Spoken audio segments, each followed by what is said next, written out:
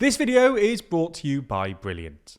Hungary has become famous in recent years for essentially paying families to have children. Concerned with the country's shrinking population, Conservative populist Prime Minister Viktor Orban has made reversing this demographic trend and family policy a cornerstone of his policy platform. Since 2011, he's introduced a number of tax breaks, subsidies and cash handouts for young families, and these pro-natalist incentives are not cheap.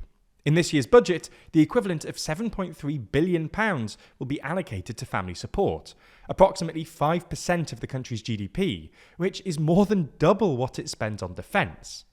So in this video, we're going to take a look at why Orban has introduced these expensive family subsidies, explore how they actually work, and more importantly, evaluate how effective they've actually been.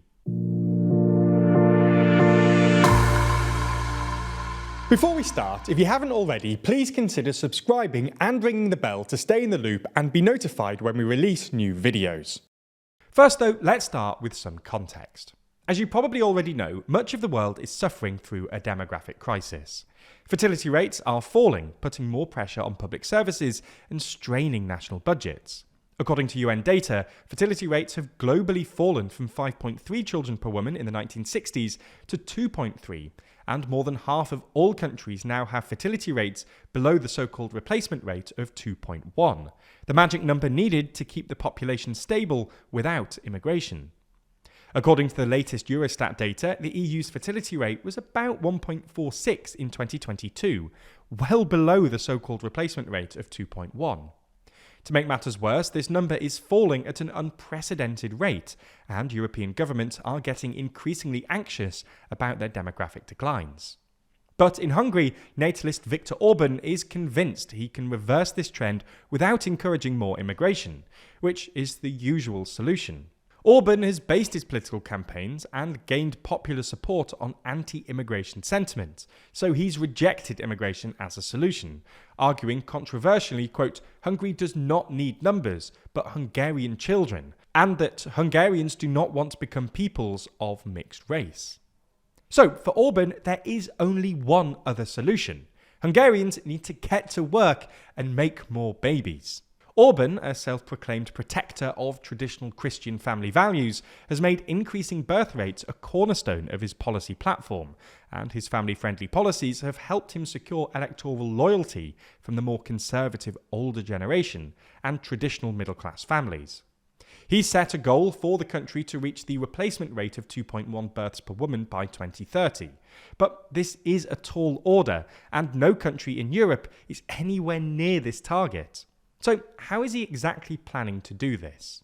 Well, since 2011, Orban has introduced more than 30 forms of family benefits, which have essentially made it cheaper to have kids.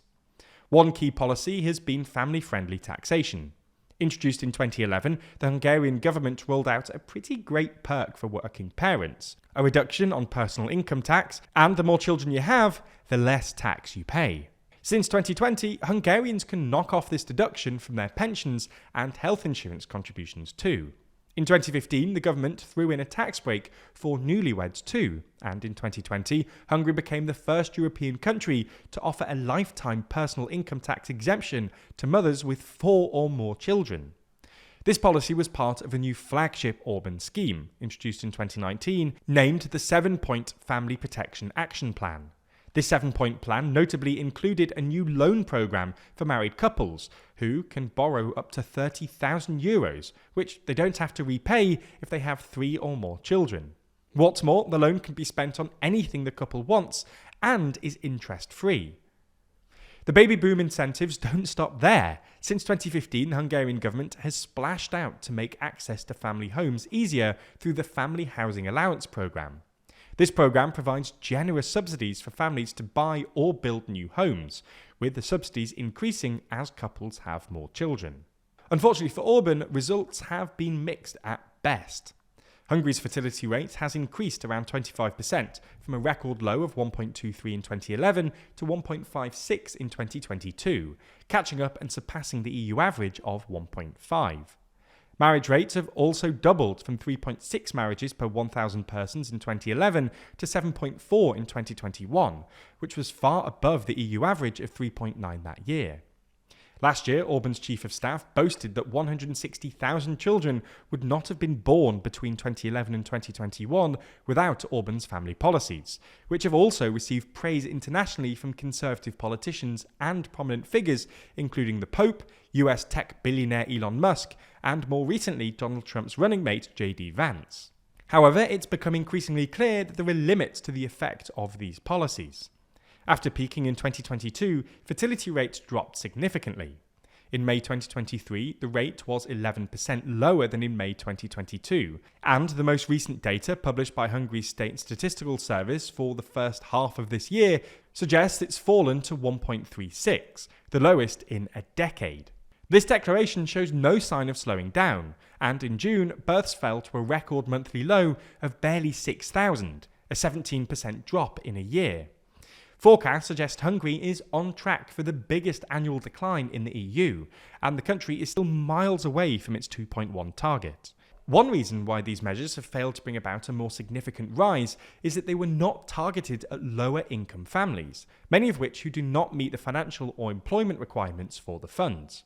For instance, if you've never had enough money to build a house or buy a new car, you probably won't benefit much from a subsidised loan. Or if you earn below the amount to pay for income tax, well then, again, income tax breaks are pretty useless for you.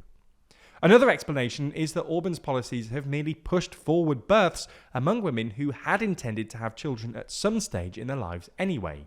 Meaning that whilst Orban's subsidies may have convinced young people in the short term to have children earlier, luring them with big cash handouts, it's not sustainable, hence the slowdown in the past year.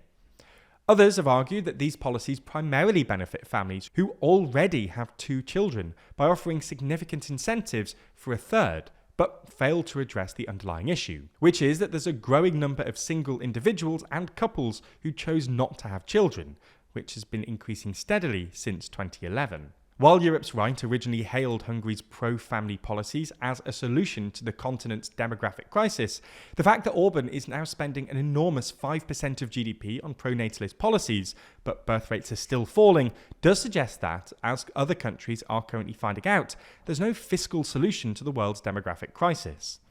Despite this evidence, Orban is ploughing on, promising further subsidies, and even considering extending a lifetime exemption from income tax to mothers of 3 as well. This is despite the fact that Hungary's deficit has already ballooned to nearly 7% of GDP. Other public services are struggling, and welfare payments have already been cut to fund these programs, making them increasingly unpopular.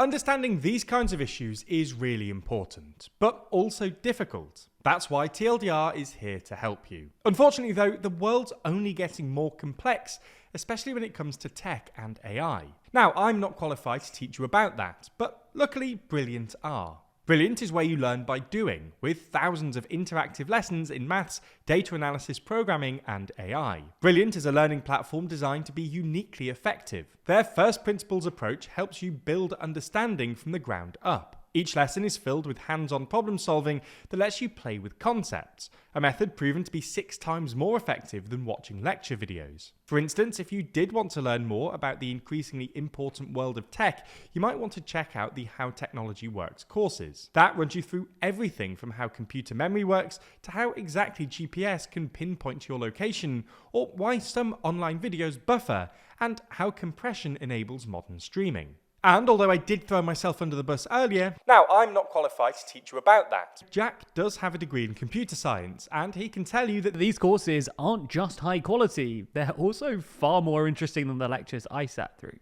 To try everything Brilliant has to offer for free for a full 30 days, visit brilliant.org/TLDR, or click the link in the description. That way you'll get 20% off an annual premium subscription, and they'll know you came from us.